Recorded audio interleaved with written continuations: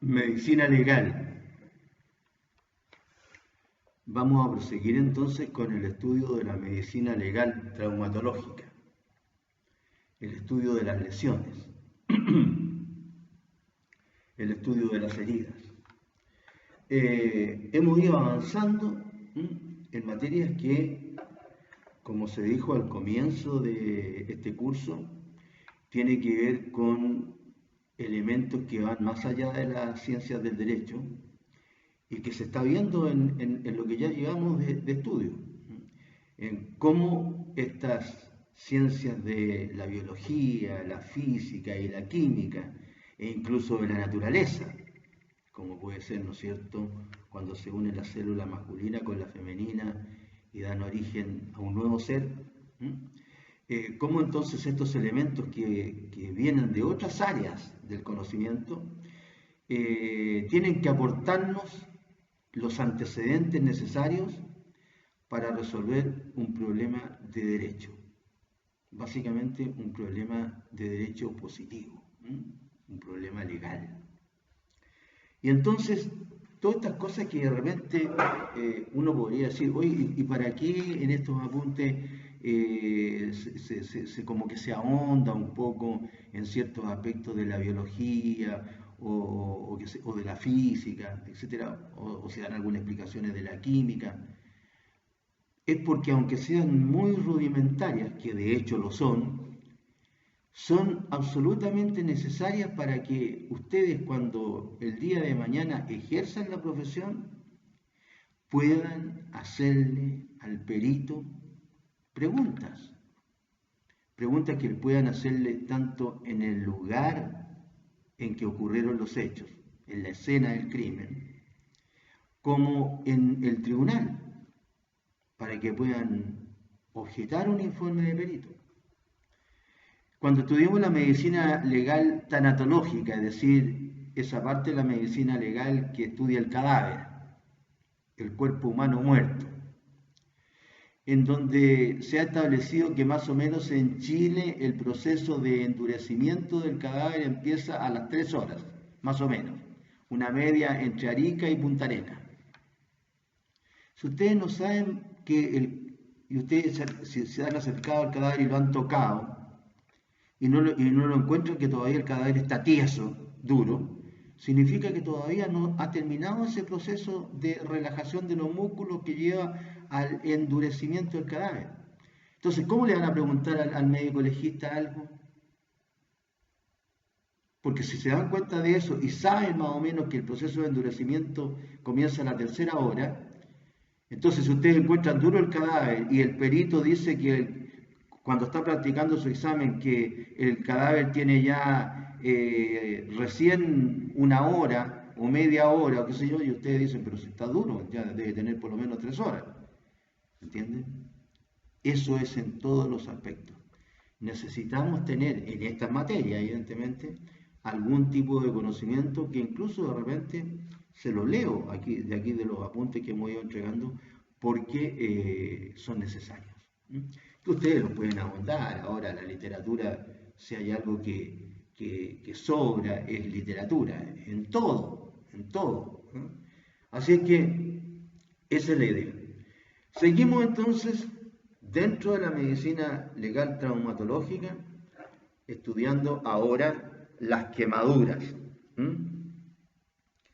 Empezamos a estudiar la clasificación de las lesiones atendiendo, ¿no es cierto?, al medio con el cual fueron causadas. Entonces, las quemaduras se encuentran dentro de los medios químicos y físicos que provocan las quemaduras. Básicamente nosotros estudiamos las quemaduras en el sentido de esas heridas que son consecuencia de la acción del calor, que ya lo hemos estudiado, hemos visto varias clasificaciones, nosotros nos referimos, por ejemplo, ya a explicar, ¿no es cierto?, en qué consistían los agentes físicos, los agentes químicos, y que lo que nosotros estudiamos era básicamente estas heridas, estas lesiones provocadas por la acción del calor en general. ¿Ah? Porque cualquiera que sean estos agentes presentan algunas causas comunes, algunas huellas incluso comunes. Entonces, por esa razón es que nosotros nos referimos así a las quemaduras, es decir, todas las lesiones producidas por diferentes agentes, pero que en el fondo se trata, ¿no es cierto?, de la acción del calor, como diciéndolo de una manera general.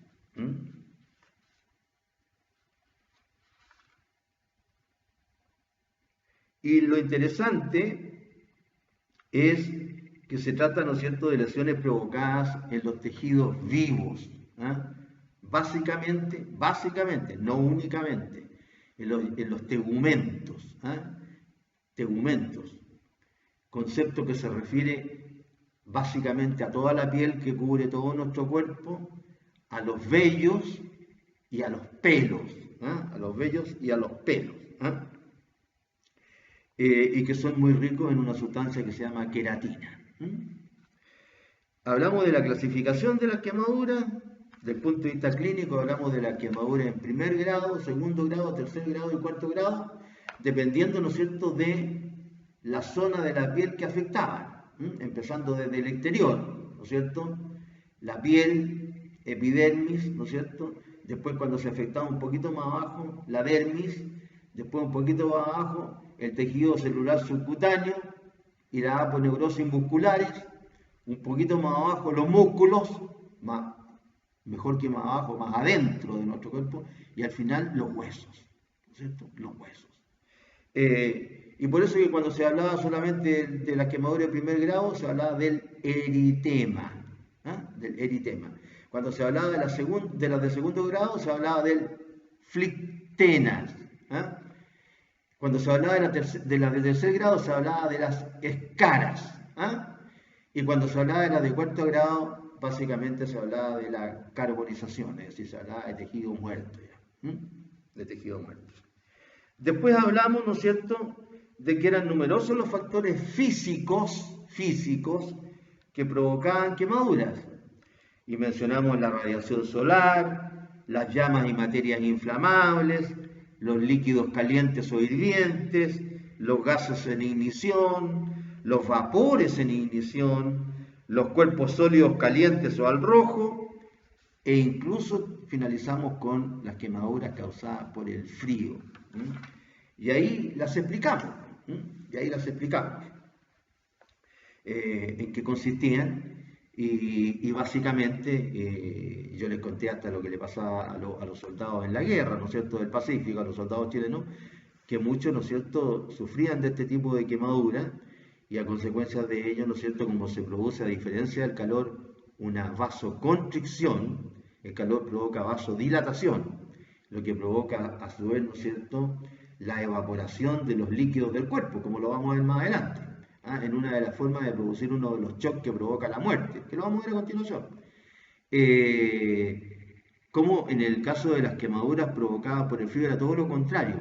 Al producirse la vasoconstricción, en vez de ensancharse los conductos por los cuales circula nuestra sangre, arterias, venas, vasos capilares o vasos sanguíneos, como se llaman también, en vez de ensancharse como ocurre con el calor, se constriñen o constriñen. En lenguaje más simplón diríamos se achican, ¿no es cierto? Y entonces al constreñirse, al achicarse, ese conducto, arteria, vena o vasos capilares, pasa menos sangre. E incluso hay lugares donde no llega la sangre, porque hasta ya se puede haber hasta congelado el conducto, porque se empezó a congelar desde afuera, dependiendo de la cantidad del frío, el tiempo de exposición al frío, etcétera, etcétera. Y entonces, ¿qué es lo que pasa? Que ahí muere primero las células y luego empieza a morir el resto de los tejidos. Y como consecuencia de eso, ¿no es cierto?, se tiene que producir la amputación porque esa muerte de los tejidos, ¿no es cierto?, se va expandiendo.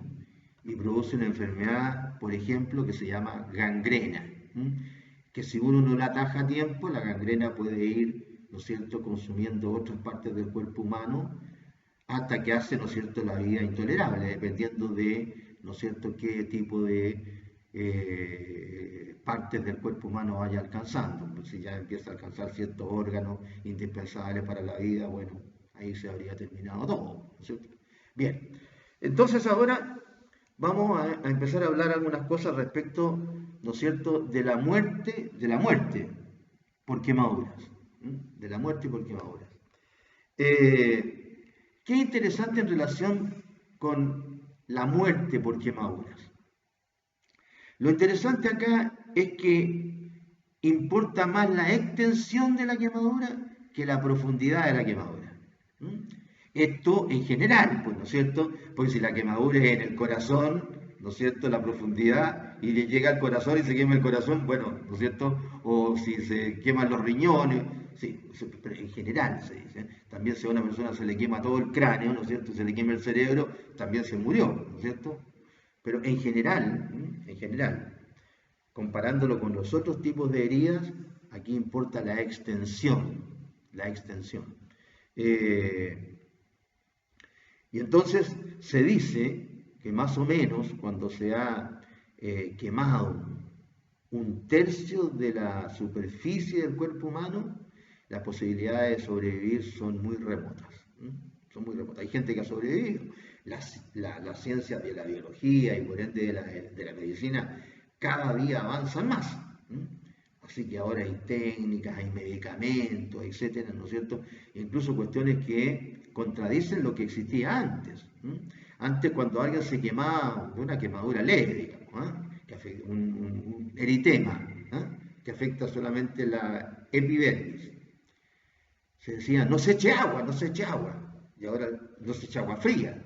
Y ahora lo primero que dicen los médicos es que hay que echarse justamente agua fría, y si es posible pasarse hielo. Se estaban cambiando las ideas, porque así es la ciencia. La ciencia. La ciencia usa el método inductivo, es decir, de lo especial a lo general. Por eso que es tan difícil combatir ciertas cosas, inventar cuestiones, ¿no es cierto?, de la biología en este caso.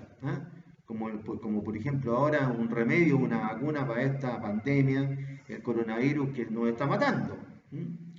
¿Por qué? Porque el experimento va desde lo singular,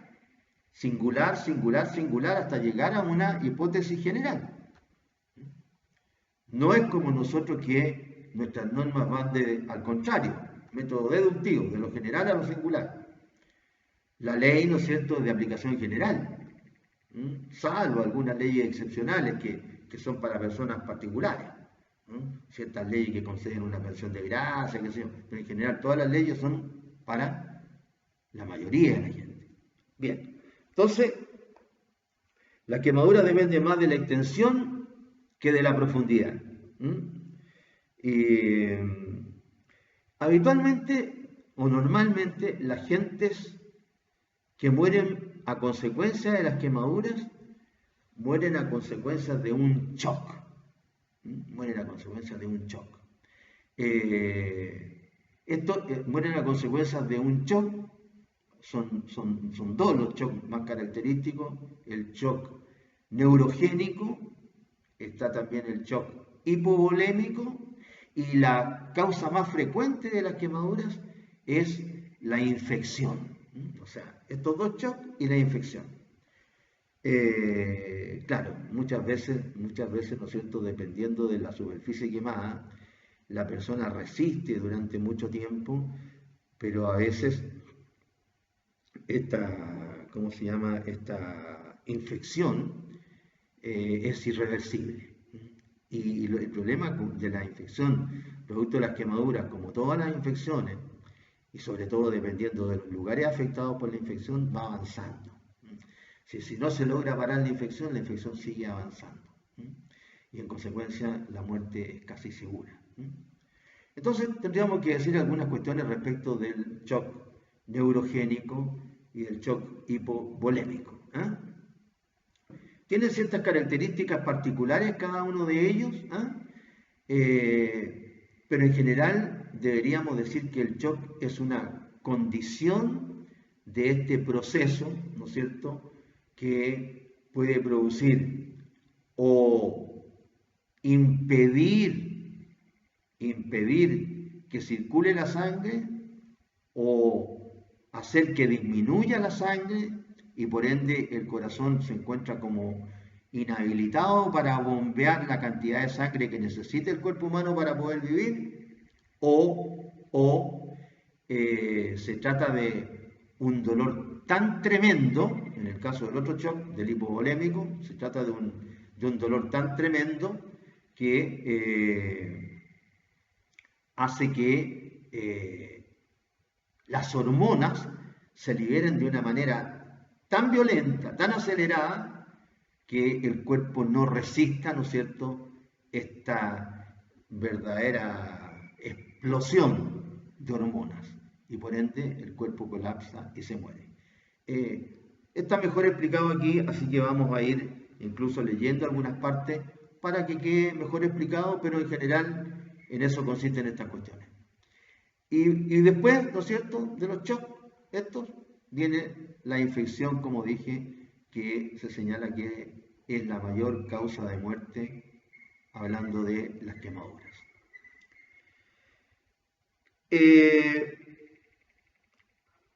Los choques en general, como les dije, son una condición que amenaza, una circunstancia que amenaza la vida, en la cual hay un suministro insuficiente de sangre, insuficiente o completo, ¿cierto?, en el cuerpo. Eso es lo que pasa. No puede circular la sangre porque o se acabó o disminuyó drásticamente a un punto que el corazón se ve impedido de bombear la sangre suficiente para mantener al cuerpo humano. En el caso del shock neurogénico, existe una lesión en el sistema nervioso central, por ejemplo el cerebro y la médula espinal, que altera la función del sistema nervioso afectando la distribución de la sangre por todo el cuerpo. El mecanismo consiste en que una vez que se produce el trauma, es decir, el shock por la quemadura, las funciones simpáticas del cuerpo, esas funciones que trabajan sin la voluntad de nuestro cerebro, las funciones simpáticas. Las funciones simpáticas del cuerpo se interrumpen, lo que podría conducir a la relajación de los vasos sanguíneos, disminuyendo así el flujo de sangre en todo el sistema y provocando, por ejemplo, la deshidratación de todo el sistema. Es decir, acá hay disminución de sangre y de todo el resto de los fluidos del cuerpo humano. Una vez por ahí leí que el ser humano más o menos está compuesto por 1/3 de líquidos. Es decir, si nosotros, por ejemplo, una persona que pese, un hombre de una estatura media, qué sé yo, y que tenga una corpulencia así media, ¿no?, que esté bien, digamos, acorde el alto con el cuerpo, con el volumen, más o menos pesa 70 kilos. Entonces, más o menos, de los 70 kilos, la tercera parte vendría a ser como 20 y tantos, ¿no es cierto? 20 y tantos kilos vendrían a ser líquidos. Así que, si se produce una deshidratación violenta, obvio, ¿no es cierto?, está desapareciendo gran parte de nuestra estructura corporal. En el caso de los quemados, estamos hablando del primer shock, el shock neurogénico. En el caso de los quemados, el dolor es tan grande que es capaz de producir un shock en el cuerpo. La liberación de sustancias hormonales produce una reacción tan violenta que mata a la persona. Claro, ¿no es cierto? Se liberan, las hormonas cumplen una función no importante, sino que fundamental en el equilibrio de la vida del ser humano. Es decir, si las hormonas empiezan a actuar descontroladamente, en poco porcentaje ya provocan un problema de cierta consideración, una enfermedad que hay que tener cuidado. Ahora imagínense que se liberen violentamente como una explosión las hormonas. El cuerpo no lo resiste y se muere. Estamos hablando del shock neurogénico. Se dice que la muerte por quemadura es terrible, de un dolor horrible. Afortunadamente, precisamente por estos tipos de shock, dura poco. Dura poco, claro que para la persona que se quema debe ser una eternidad, ¿no es cierto? Imagínense ustedes en la época medieval, cuando a las brujas, por ejemplo, a las mujeres pobres, que parece que a los brujos no se descubría mucho brujo, era con las brujas, las quemaban en la hoguera. Eh, si mal no recuerdo, incluso a Ana Bolena, ¿no es cierto? Una aspirante a reina en Inglaterra la quemaron en la hoguera. Es terrible, es terrible.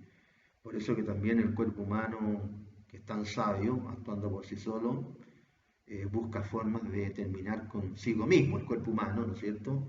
De otra forma, de otra forma, en este caso con este tipo de shock, para hacer esto tremendo, que es el dolor horrible, hacerlo más corto. En el segundo caso, del shock hipovolémico,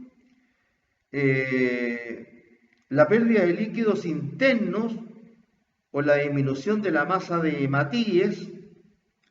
Las hematíes son células de la sangre, ¿no es cierto? Bueno, aquí decimos que están compuestas por globulina y hemoglobulina, que tienen la función de hacer llegar oxígeno, ¿no es cierto?, a los tejidos. Al disminuir la masa de estos hematíes, es decir, de estas células que hacen llegar oxígeno, ¿no es cierto?, así, de esta parte de las células que hacen llegar oxígeno a los tejidos, no les llega oxígeno a los tejidos. Y si a un tejido no le llega oxígeno, ¿qué pasa? Se muere. Más o menos se dice que en el caso de los niños resisten más el cerebro sin oxígeno. Hay niños que se han caído en una piscina y han estado sumergidos creo que más de 5 minutos, otros 7 minutos, uno creo que duró 15 minutos y no se murió. En el caso de los adultos mucho menos. Es decir, 1 minuto y eso, que no recibía oxígeno al cerebro de un adulto, se murió el cerebro, se apagó el cerebro.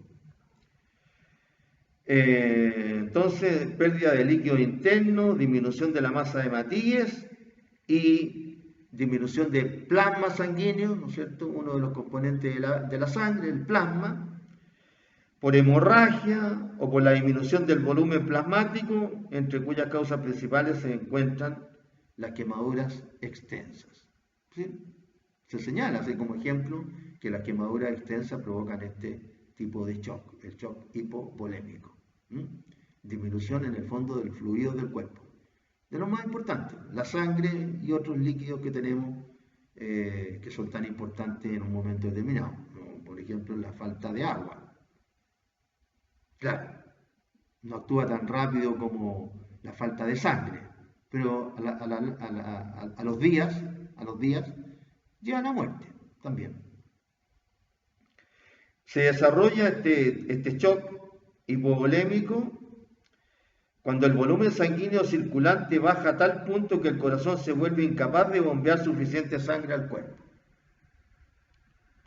Es un estado clínico en el cual la cantidad de sangre que llega a las células es insuficiente para que éstas puedan realizar sus funciones. Claro. La unidad básica, ¿no es cierto?, la unidad básica del cuerpo humano es la célula, tal como la unidad básica de una sociedad es la familia. Claro, lo primero, por decir así, lo primero, de donde parte todo, en el caso del cuerpo humano es la célula. Por eso que es tan maravilloso eso de que en el caso de la célula sexual es el único caso en donde dos células se unen para formar una sola, que es el nuevo ser, como lo dijimos tantas veces en la medicina legal sexual. Y esta célula se empieza a dividir ya en forma geométrica para formar, ¿no es cierto?, todas las 3 capas que conforman al ser humano en gestación dentro del claustro materno y después junto con los órganos, etcétera, etcétera, etcétera.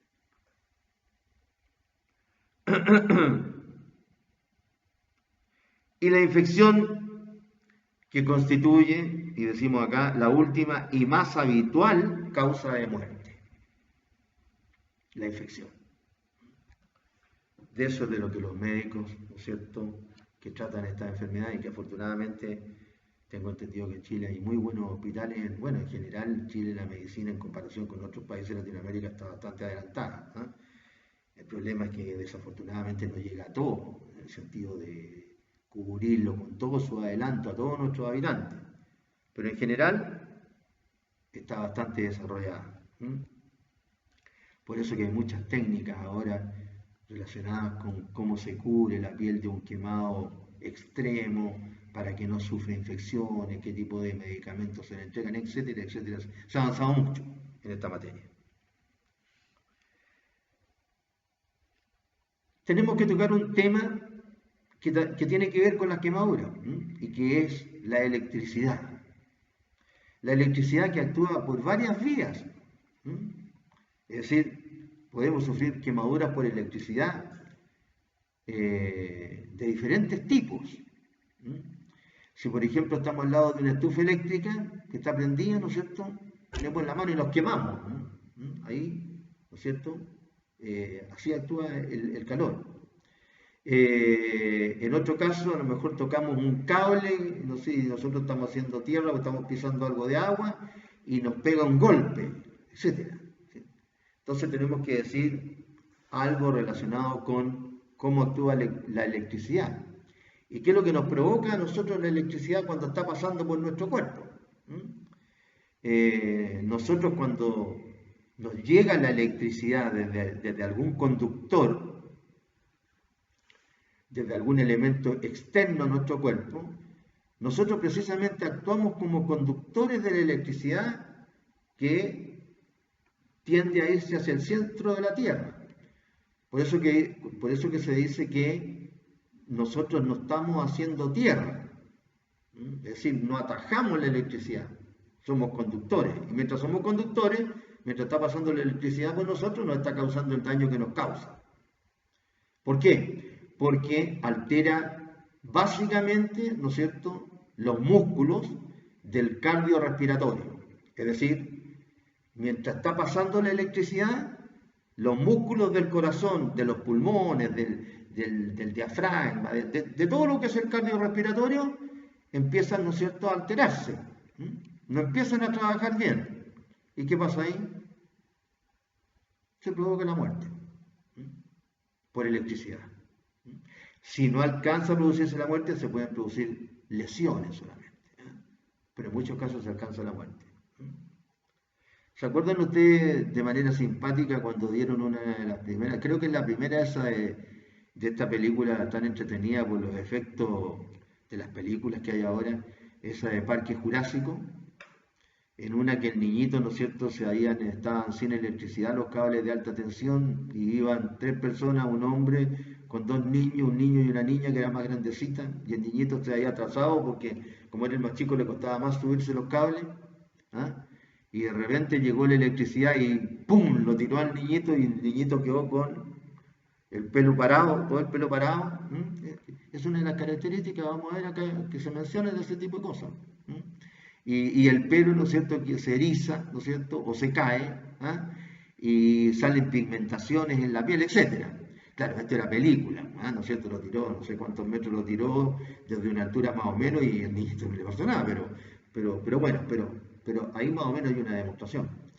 Esto me recuerdo haberlo leído también, que con efectos trágicos, de esta gente que durante un tiempo, bueno, acá hay tanto delito en nuestros países que sin solución, que ocurre todo tipo de delito, y un tiempo se puso de moda robarse el cobre de los alambres que transportan la electricidad acá en Arica. Y había gente que se subía a los postes y se robaba los alambres, y después le iban a vender como chatarra. Después tuvieron, ¿no es cierto?, que la policía que controlar las chatarrerías, que tuvieran todos los elementos con papelito, no que tuvieran chatarra que no se sabía de dónde venía, porque muchas venían de robarse